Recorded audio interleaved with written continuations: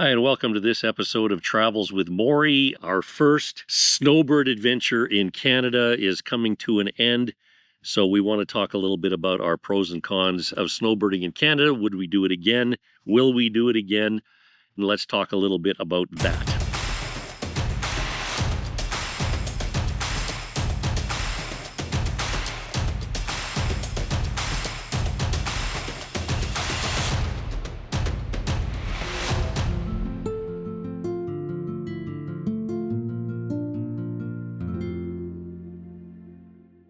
Pros and cons. Let's talk about our cons because that is a really, really long list. All the things that we didn't like. Um, It wasn't as... it wasn't as warm as southern Arizona. Okay, so that's a con. And let's see here. We have to pay for a very expensive ferry ride. Oh yeah, you have to pay for the ferry to get across. And Yeah. with our truck and trailer, that was a little bit expensive. Yes. No question about it. For us, it was under $400. Prices, speaking of spending, prices for things are a little more expensive. Groceries, meat, we found particularly, a little tiny bit more expensive than they are in the lower mainland. Other things, not so much. Was that a deal breaker? No. Because we're seniors and they're not discriminating against non-BCers.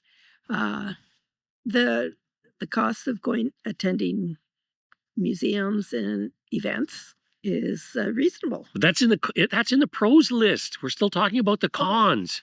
Well, I was still talking about money. Yeah, I think that's it. I think that was... No, we had one more. That was all the cons.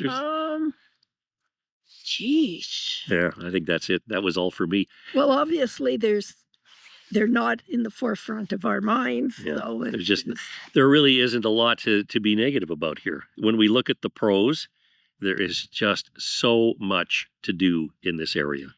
Even though it rains quite a bit, it's only been a couple of episodes where it's rained for multiple days on end. Yeah. Usually it'll rain and give up. And the rain that is happening isn't a downpour. It's nothing horrendous. Yeah. And now that winter is officially over, we can also now report that we only had 3 days from the beginning of October. We're recording this at the beginning of March.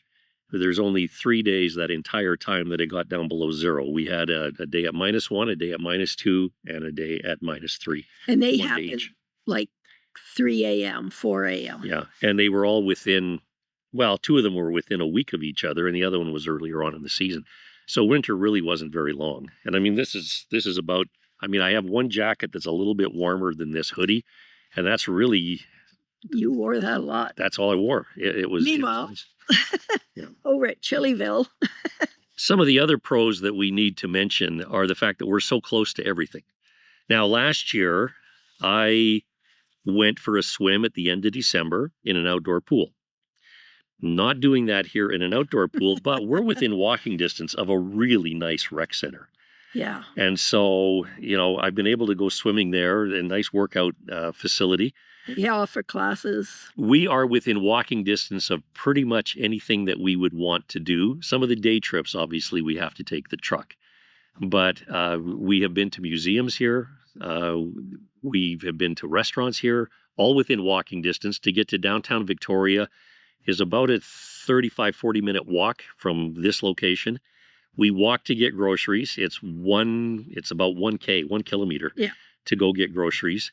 And there's just so many paths, so many just interesting things to see, just a ton of history.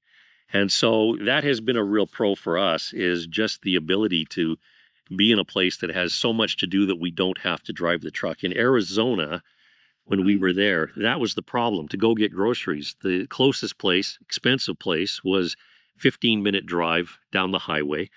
To go get a little bit less expensive groceries was 35 to 40 minutes to go into Yuma. Here, it's about the same amount of time that it takes me to get to Yuma by truck, but I walk. Take a backpack. We walk. We walk everywhere. And Morrie and I and Libby and Morrie, and we've gone, the three of us, have just been able to go out for so many just beautiful walks, great hikes.